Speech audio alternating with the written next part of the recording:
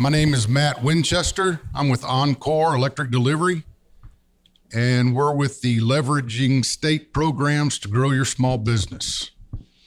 We have our panelists are Manuel Martinez, Deidra Simmons, and Andrew Holick. And I'll let them introduce themselves, and then I'll tell you who I am and what I do. So go ahead. All right, good morning. My name is Andrew Holick. I work with the Texas Department of Transportation, specifically in the Bryan district, and I'm the director of construction for the district. Bryan district, we cover 10 counties in the state, and that includes Walker, Madison, Leon, and Freestone counties along the I-45 corridor. And so we manage all of the highway construction in these counties and along this corridor. And that brings those opportunities working in those contracts for small business, contractors, suppliers, material suppliers, trucking, and various other aspects to assist with that construction. So, thank you. Good morning. My name is Manuel Martinez. I am a regional representative with the Texas Department of Agriculture.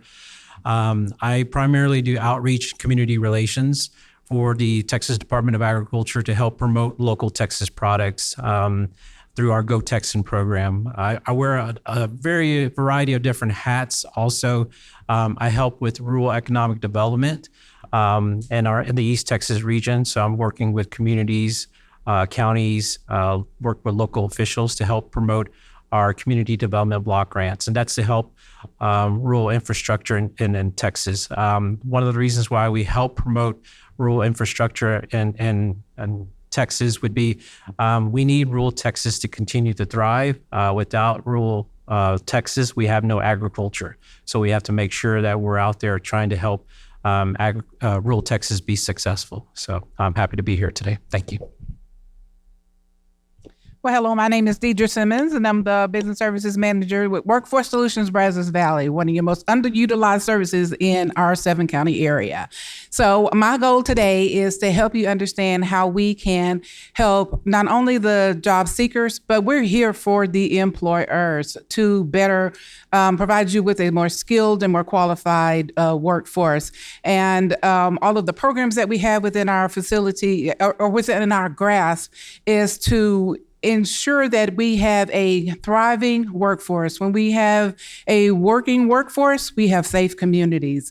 And that's part of that motto that we want to abide by making sure that we have successful, self-sustaining individuals. And part of what we do in workforce is bridge that gap for the employers and the job seekers. All right, thank you very much. Again, my name's Matt Winchester. I'm the area manager for the 4-county region, Houston, Leon, Anderson, and Freestone. Part of my responsibilities are communications and open lines of communications with both the city, the county, and state representatives. So I am their liaison to Oncor. If they need anything from Oncor, they usually holler at me and I direct them in the right direction. So that's my duties that I currently have. I started in Tyler 35 years ago and then moved to Wichita Falls, and I was there for 17 years. I've been everything from a lineman on up to design. I was in the design group for a little over 20 years. And basically that is, if you're needing something from Oncor, like new service, you would contact a designer. So I was a designer for 20 plus years. Then I was a design supervisor for about 5 years. And then recently started this job about 2 years ago. So any city officials or any, I deal with Judge Ryder and your mayor here. And if they have any questions or issues, they usually go through someone in their office and come to me. So that's my job. One of the things that we want to do here today is to answer some most frequently asked questions. And what I'm going to do is ask a few questions that they've submitted to me. And then I'm also going to give you what I get most often for what are the questions. So I'll start off with the most asked question. How do I get started? If I have a piece of property and I want power on that property, what do I do? So I don't normally encourage this, but if you have your phone with you, if you would open that up and go to oncor.com, ONCOR.com, that is the easiest way to get started.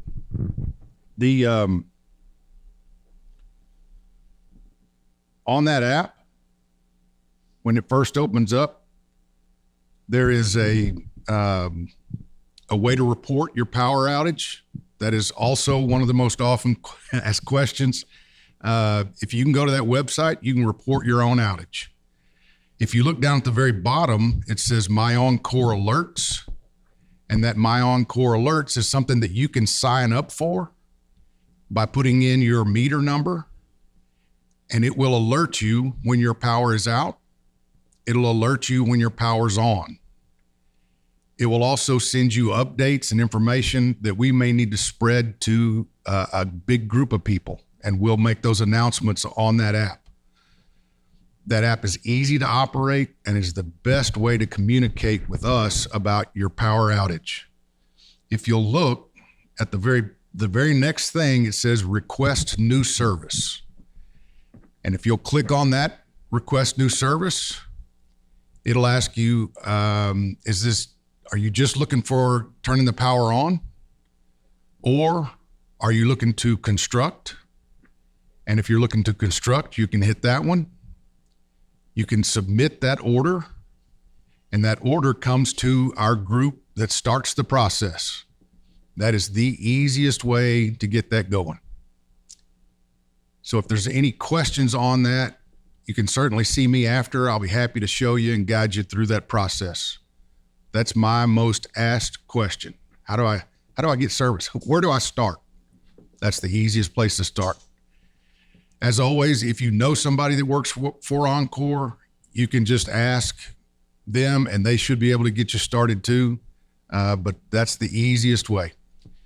So the next one, I can't help but ask, Brittany started this, and I have to know what your daughter's middle name is. It's killing me. Hope. That's a great thing to have. All right. First question, let's go to Manuel Martinez, and I'm going to ask, what is the Go Texan program and how can it assist small business? So a quick question before I get started into that. If you could see the logo, if you see the Go Texan logo right over there, I'm going to ask, how many of you seen that logo before? Okay, a quick survey. How many of you think HEB owns that logo? A second question will be, how many of you think that logo represents a Go Texan scholarship that your kid might have received from the Houston Livestock Show and Rodeo? Okay, so I just wanted to take a quick survey of that. So the Go Texan program is a marketing initiative created by the Texas Department of Agriculture. The Texas Department of Agriculture owns that logo and has the license to that logo. It's basically a way to help promote Texas businesses and Texas businesses that produce a product here in the state of Texas, though. Think of it a way as Made in USA logo. This is our way of saying that product was produced here in the state of Texas. So it's to help a business, small or large, to help promote themselves and market themselves as Texas made. And it may offer different benefits depending on what your marketing initiative is with your company, though. If you're a small mom and pop company, let's say, I'll just give an example. Let's say somebody says, you make the best barbecue sauce I've ever had. You need to bottle that and sell it, and we'll buy it. I'm sure somebody will buy it at HEB. Then you would be a fit for our Go Texan program. Let's say you're a retailer like HEB or Brookshire Brothers, then you are part of our program. HEB and Brookshire Brothers, Kroger, a lot of these retailers are part of our Go Texan program. Buc-ee's, they're part of our Go Texan program. They're a retailer that basically is they're a partner with our program. And the goal of the program is to connect a small Texas business with a large Texas business. By both companies or organizations being part of the program, what we're trying to do is promote the local economy, but we're also trying to encourage consumers in the state of Texas, not only in the state of Texas, nationally and internationally, to buy Texas products. That logo right there, if you were to ask and take a survey of people around the world, whether they're from Europe or whether they're from South America, they would be able to identify that logo. They would be able to identify that logo because they would say, that's the state of Texas, but then they would also be able to know that that was made in the United States. We've had various international buyers and visitors from around the world that not only know the state of Texas, the shape of the state of Texas, that's an iconic shape, but they identify with that and know that if it's made in Texas, that is made in the United States though. So if you produce a barbecue sauce here in the state of Texas, you would be surprised how many buyers from around the world would love to buy a Texas-made product though. And so the goal and the initiative of the program is to help put that logo on your product and to help promote your product as Texas made.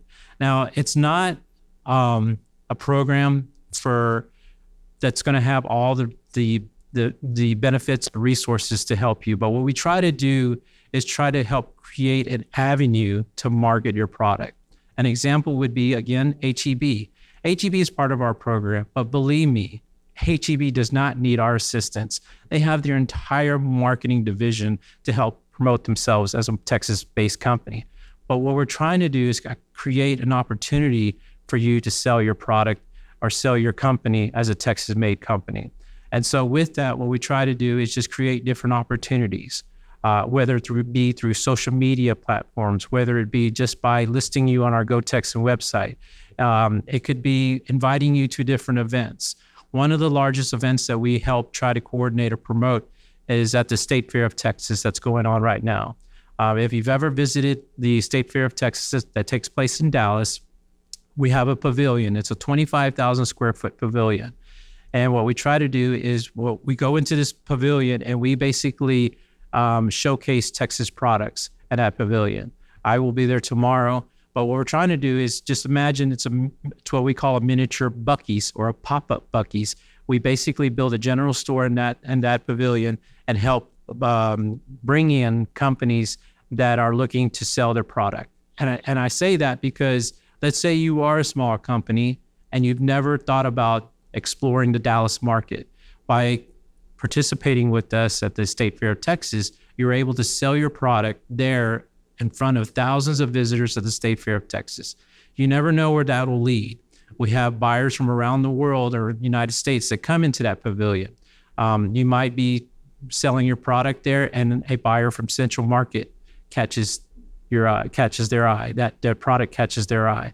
And the next thing you know, you have a contract with Central Market or an HEB though. So what we're trying to do is just create different opportunities to help sell your product. And we do that not only at State Fair of Texas, but maybe at the Houston Livestock Show and Rodeo. Maybe we do it at the San Antonio Livestock Show and Rodeo.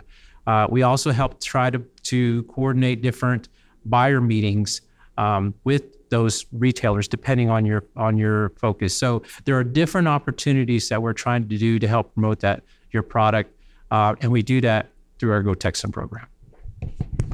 All right, thank you very much. Next question is for Deidra Simmons, and it is, how can we attract skilled workers to our small business? That is a question that is often asked in our business services department. And one of the things we try to do is, one, provide businesses with labor market information so that you're informed how your business can operate.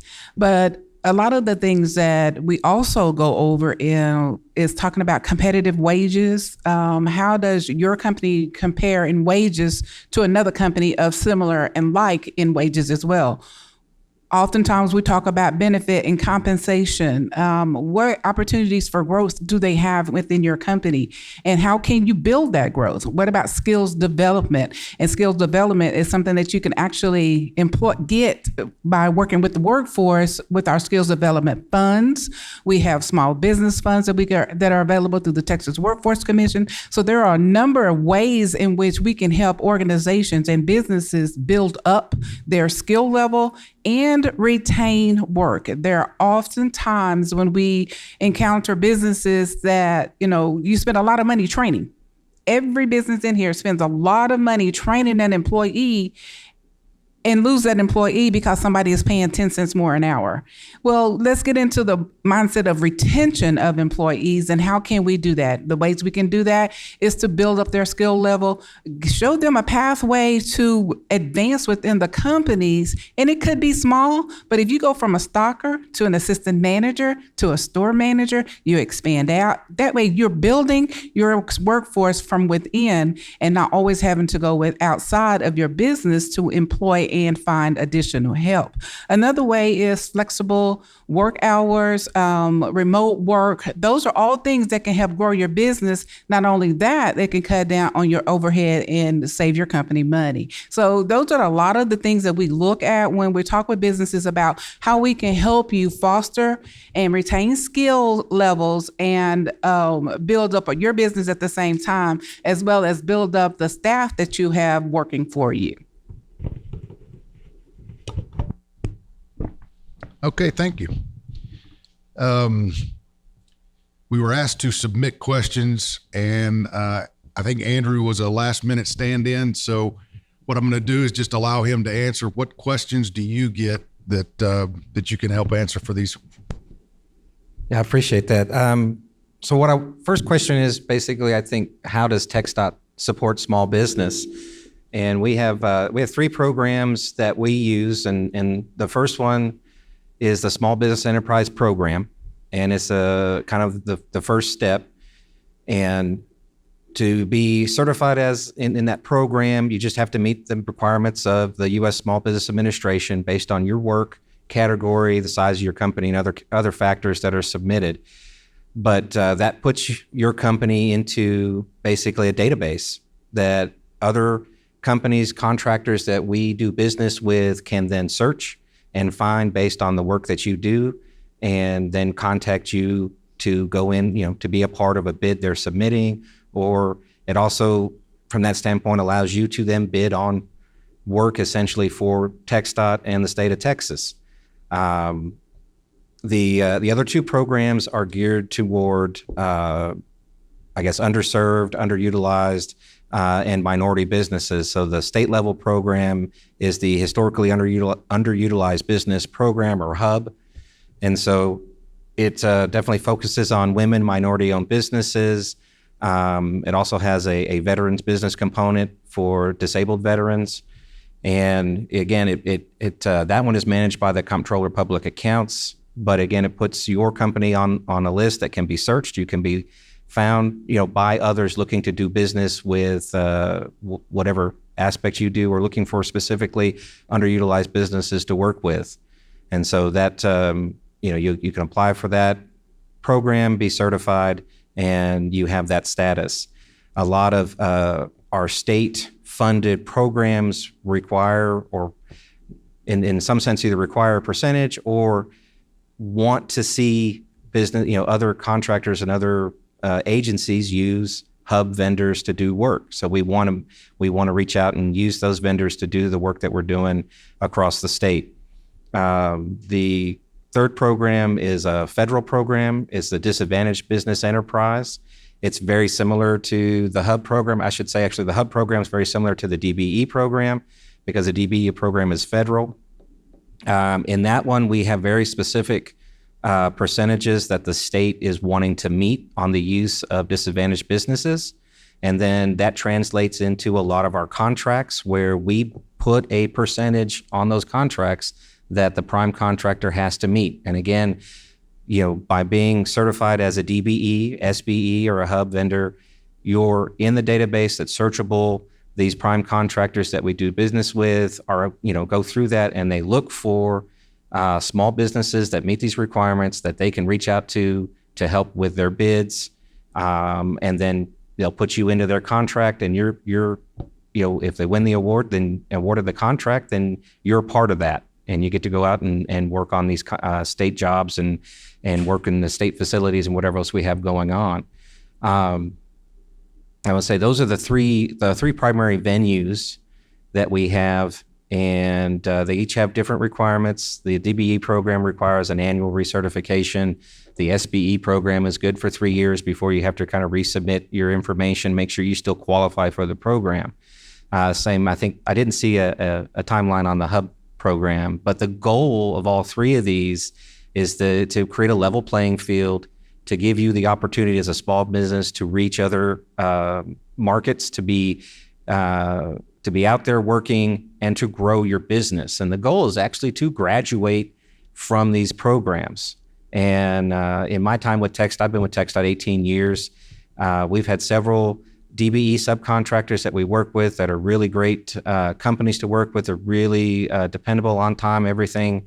And, they graduate. That means, their company has grown big enough, large enough, the number of employees, the dollar value of work they're doing, that, they can go out and get their own work now. They don't have to rely on a larger contractor to bring them along. And that's a great thing to see.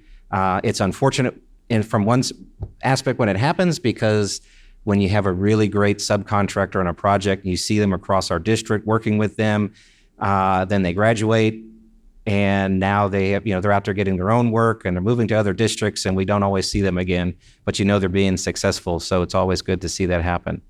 I think there's, let me see my notes here. I think those are the three primary programs and avenues that we have for getting a small business to work and working for the state.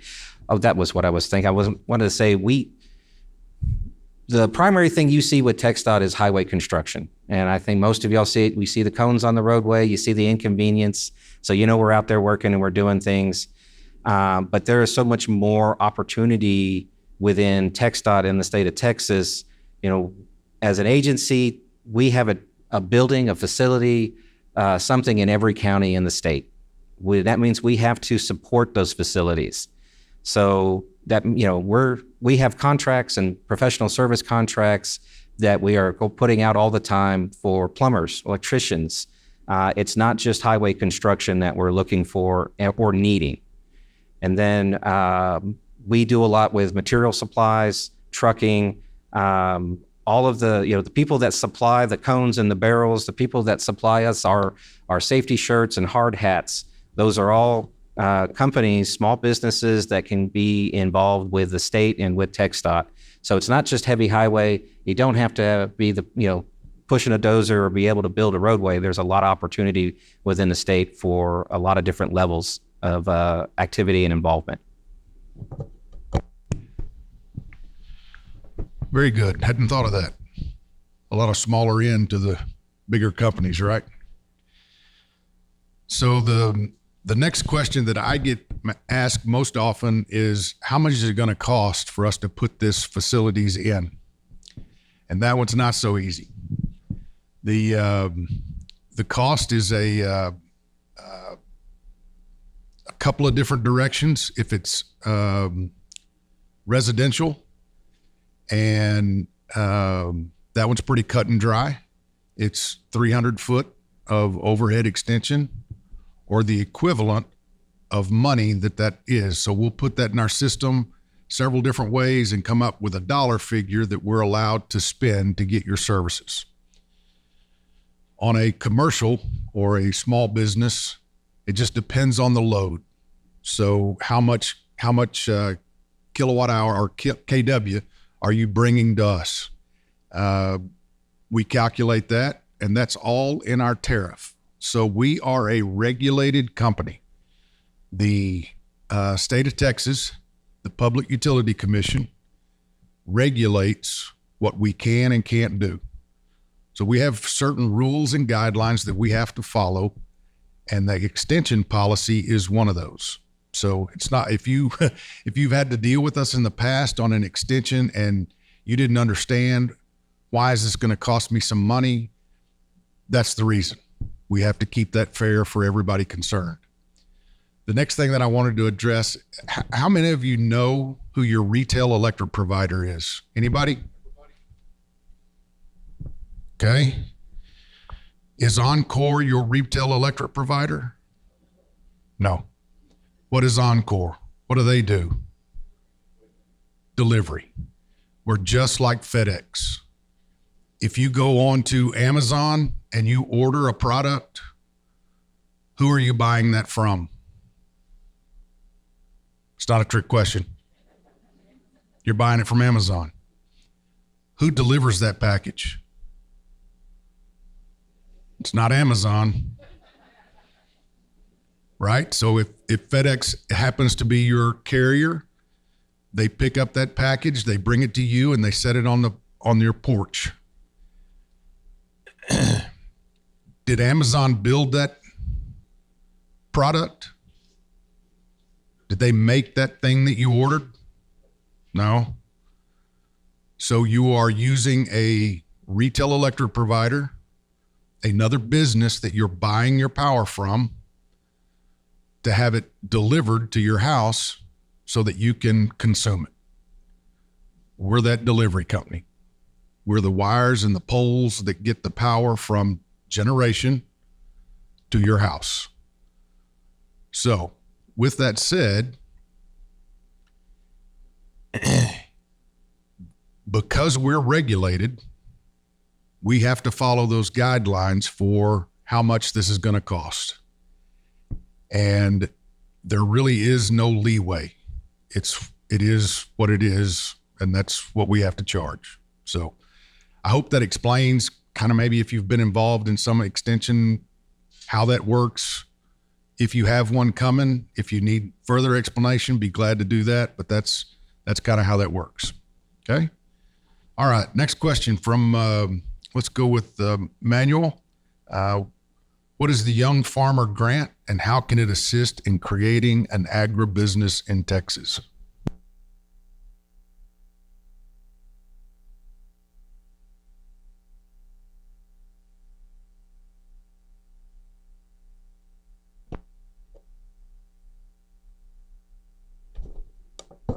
Okay, I'm sorry. So through the Texas Department of Agriculture, we have various resources to help with an agribusiness. One of them is our Young Farmer Grant. The Young Farmer Grant is a matching grant that's offered to applicants between the ages of 18 and 46. The reason why it's 18 and 46, we're trying to get the younger generation involved in agriculture. Right now, there's probably a lot of land that the younger generation will be inheriting. And what we're trying to do is keep that generation involved in agriculture. So we're offering the Young Farmer Grant, which is a matching grant up to $20,000. It's a reimbursement grant. This grant helps with creating or expanding a farming operation. It could be anything from a beef operation. Maybe it's a beehive. Maybe it's a honey operation. Maybe you want to purchase goats. Maybe you have a beef operation, but you want to plant a pecan orchard on your property. So it helps to create or expand a farming operation. The grant it's open, an application period open twice a year. It's open in the fall, and then it's open in the spring. And then the application is only open for a 4 to 6 week period. In the fall, the application is about to open up. So probably within a week or 2 weeks, it'll open up sometime in October and will probably close around November. Once an applicant applies for the grant and then they were awarded the grant, once they get notified that they have been awarded the grant, the applicant can then purchase livestock, purchase farm, I guess you could say any type of operational costs for that farm. So let's say it's a nursery or a wine vineyard, any type of irrigation equipment. They can start, once they get notified, they can then start sending in their receipts from any purchases and get reimbursed to up to $20,000 worth of that cost. So then that applicant, once they close out that their application period, if they're done with that, they can reapply for the grant again. So this is not a one-time thing. So an applicant can apply for in the fall, and if they close out their application period and they're done with their project, then they can apply for it again in the springtime. Now, it is a competitive grant. So you're applying with applicants from all around the state of Texas. We probably get over 100 applicants throughout all states of the state around the state of Texas, and only 20 will get awarded. So you have to be, it's a competitive grant, and you have to be very concise on your application. In other words, when it asks for a business plan, you have to know what costs. What's the cost of your beef? What it's going to cost to buy some trees if you're going to plant a pecan orchard? You have to know pretty accurate what the cost will be, because you are going to be competing with other people who are probably doing the same thing. And so then those applicants or those applications get reviewed by a board, not by our staff, but by a board, and then they pick and choose which applicant will win the grant though.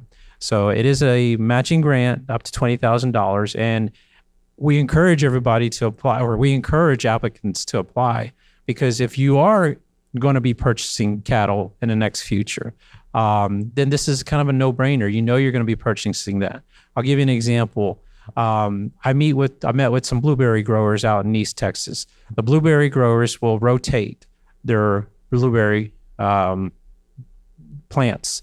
Every couple of years, they'll pull them out, and then they'll replant their blueberry crop.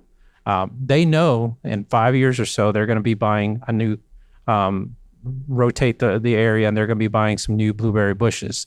So basically, they're trying to work it out where they can, in the next year or so, like if they're applying for the grant this fall, they get it so that they can purchase those plants for the next season though. So that's kind of an example right there. So if you are, looking into creating or expanding a farming operation, please look into the Young Farmer Grant. You can visit my table in the back, or you can go to just Google Young Farmer Grant at Texas Department of Agriculture, and you can find out more information about that.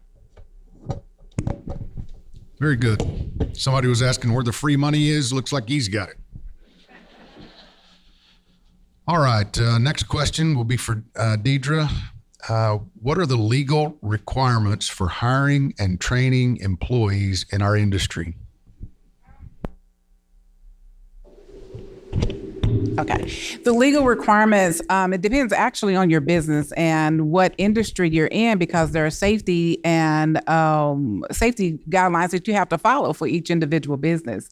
So my recommendation is, one, always consult with a lawyer, because workforce does not employ lawyers. Okay. So, and then we also will refer you also to the Texas Workforce Commission, because there is a wealth of resources available through the Texas Workforce Commission that will not only guide us, but can guide you as a business. Remember, you're paying your taxes, you pay labor law. There are labor laws that you have to understand.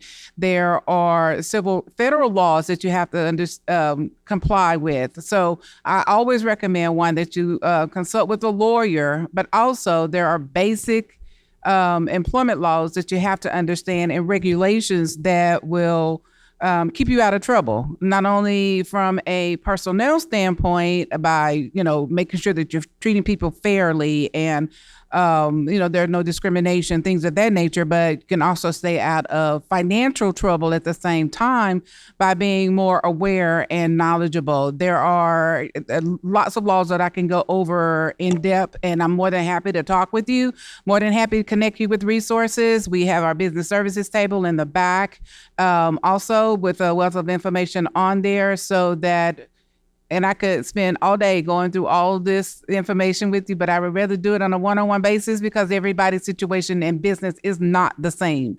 So I could have a stylist over here with a business, and I can have a stylist over here. Somebody could be renting booths, somebody could own the business. So there are different laws that you also have to look at, and also different regulations. So just want to make sure that you know that the workforce center services are available to you. And guess what? They're free. Who doesn't like free? Okay, so I strongly encourage you to reach out to us. Let us help you. Okay. There are so many things. And I'm really serious when I say that we're underutilized because you pay us already with your tax dollars. Okay. So why not use the free services that are available to you?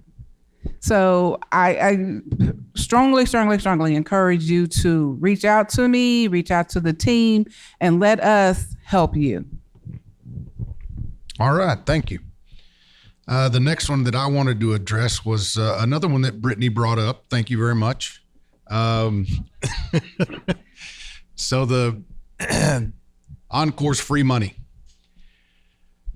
So energy efficiency is important to us to help reduce the amount of load. I don't know if you keep up with that kind of thing, but you can go on a website and see the amount of energy that Texas, the state of Texas, that's connected with ERCOT uses.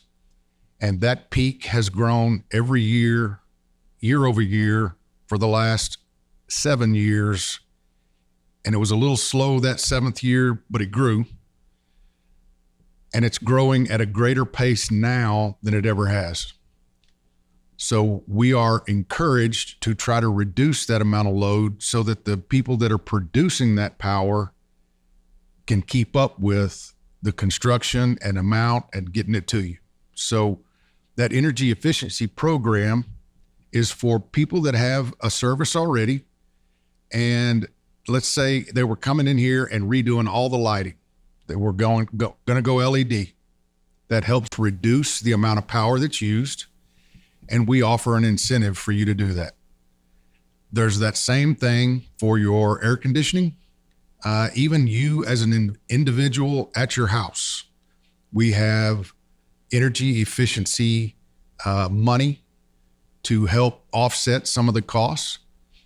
One of the things that we're going to do is ask you to go with a certain vendor and also ask you, because they're certified, and we're going to ask you to use a more efficient unit than you are required to use. The state of Texas goes up about every year or two on the amount of efficiency your unit should have. When I first started in this business, the energy efficiency on a unit would be about 0.8%. So less than 1. And now you're required to use a SEER rating on your air conditioner of at least 14. So it was 8 on the SEER unit. Now it's 14, and they have them as efficient as 22. So all that SEER rating is the amount of power that it uses when it starts up and runs. That's it. It's reduced by that amount. So if you look on our website, you will find the energy efficiency information that you're looking for, and you could submit it through them. If you have anybody that has a group of people like a Lions Club or a Rotary Club that you would like for us to present that information to, hit me up at the end of this and I'll give you my card and I'll get you connected with the guy that's over that program. So let's see what time.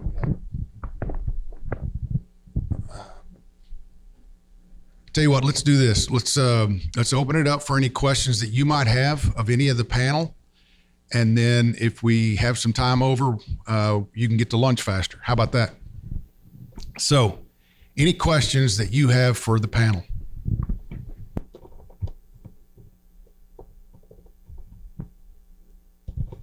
My question's for you. On the energy efficiency, do you have to own the building that you're doing? Like, because we rent our facility, but the lighting, the AC is like old, ancient. Do you have to own that or no? So are you the one paying the electric bill? Then no, you don't have to own the building. They should be able to help you with that. You are in Freestone County? We do serve Freestone County. Right. So this is how this works. There are certified areas that each power company is allowed to operate in. There are some counties that have duly certified areas where us and a co-op can operate.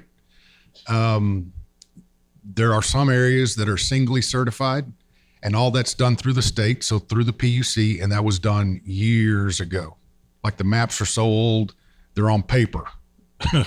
But if you are only have one provider or one carrier, then no. If Oncor is in that area, then yes, we can. And if it's duly certified, we'd be happy to see what it takes to get service to you.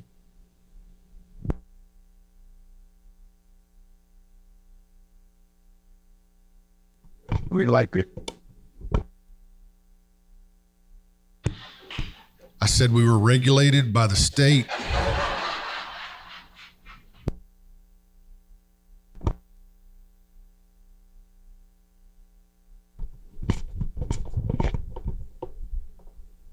Hi, this is for Manuel.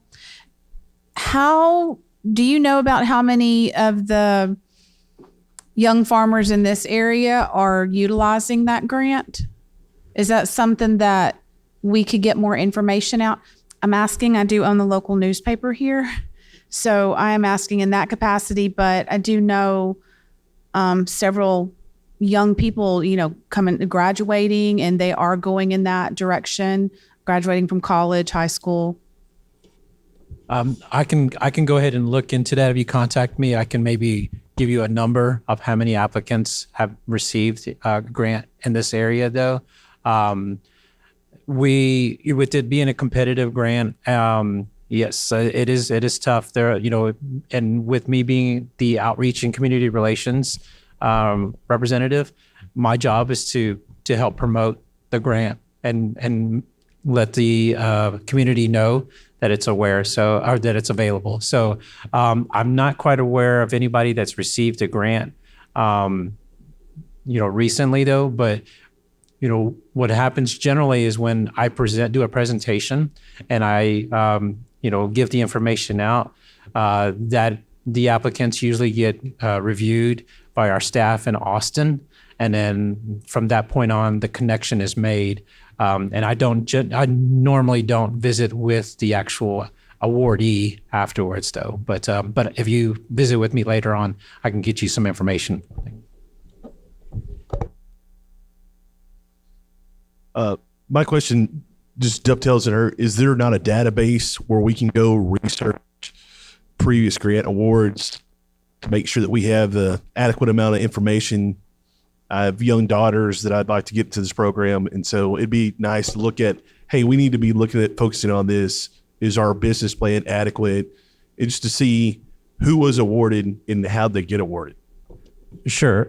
So when an applicant does apply, they have to apply for our grant through what's called our TDA Go system. And the TDA Go system, they would develop a username and password, and the application is an online application, though. And so then everything that's completed for the application is done online, though.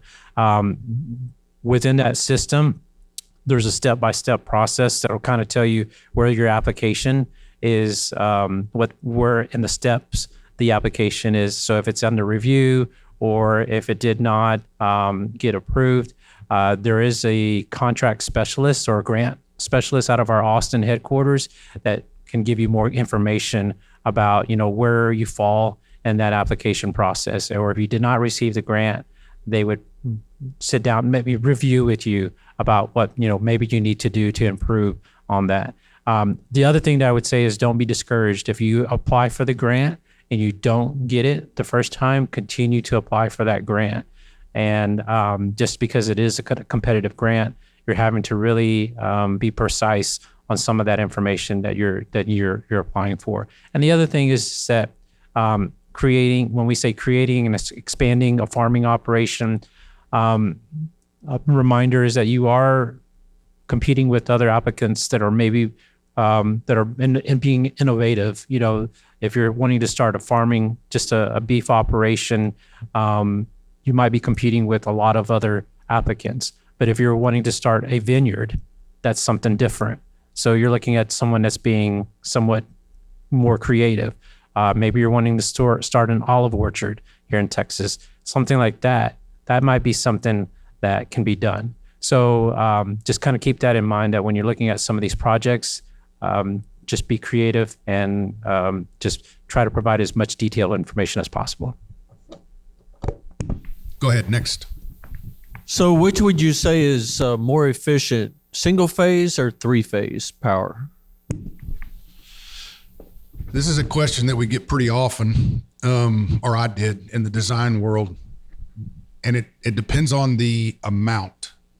So for a commercial or a industrial operation where you're having 40, 50, 100 motors running at the same time or along those lines, three phase is more efficient, but it may not be cost effective for you to install. It's more expensive to install. It's more expensive to get it to you. So you got to offset the amount of expense that you're going to go through to get that three phase versus how many am I running. So for a small shop in the backyard, it doesn't make sense. You can find most equipment that you're going to use, you can run it with single phase.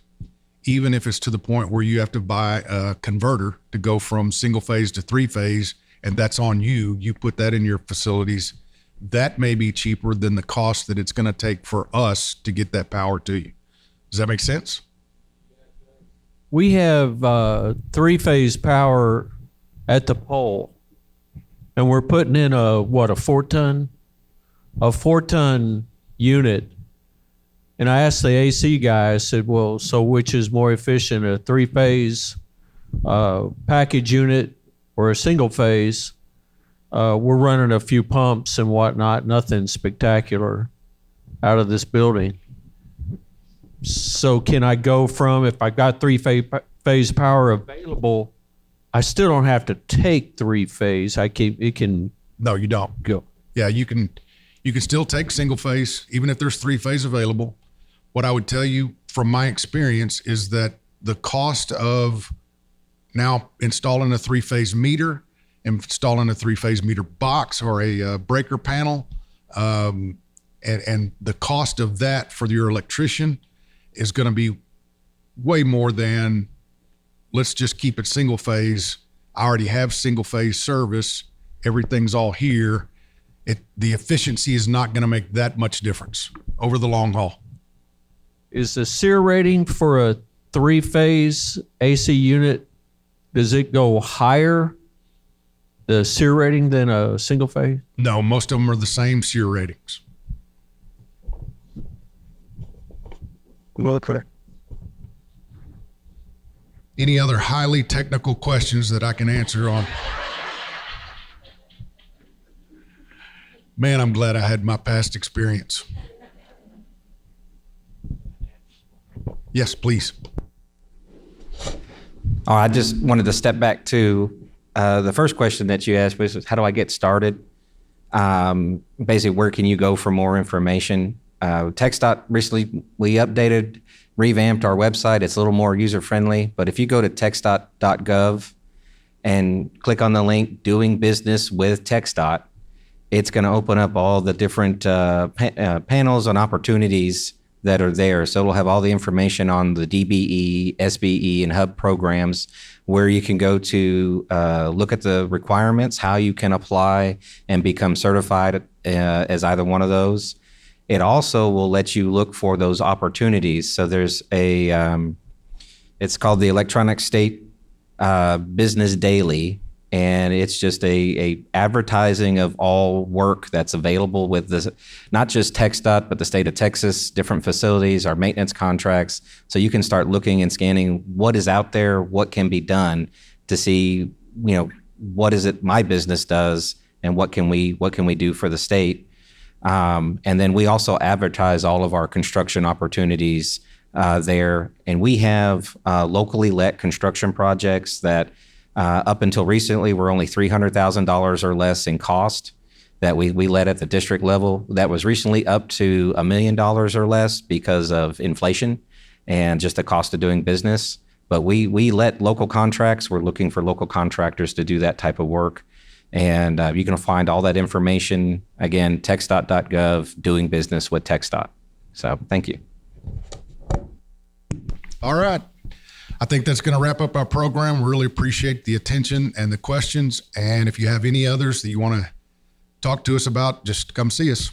Thank you.